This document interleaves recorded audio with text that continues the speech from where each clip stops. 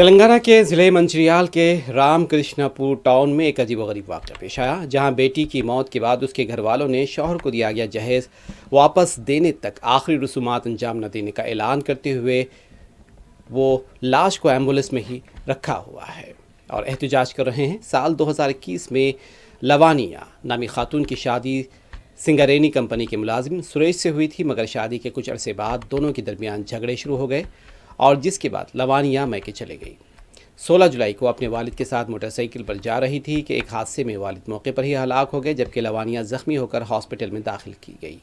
جہاں وہ جمعرات کی شب چل بسی تھی۔ جمعہ کی رات لوانیہ کا جسد خاکی یعنی لاش لے کر اس کے والدہ اور رشتہ دار شوہر کے گھر کے باہر پہنچے اور مطالبہ کیا کہ شادی کے وقت دیے گئے 50 لاکھ روپے نقد اور 30 تولے سونا واپس کیا جائے، بصورت دیگر وہ بیٹی کے آخری رسومات ادا نہیں کرنے دیں گے۔ گھر والوں نے لاش کو 2 دن تک ایمبولینس میں ہی رکھا اور احتجاج جاری رکھا۔ صورتحال کشیدہ ہونے پر پولیس نے مداخلت کی، گھر والوں کو سمجھایا اور کئی گھنٹوں کی بات چیت کے بعد وہ آخری رسومات کی اجازت دینے پر راضی ہو گئے۔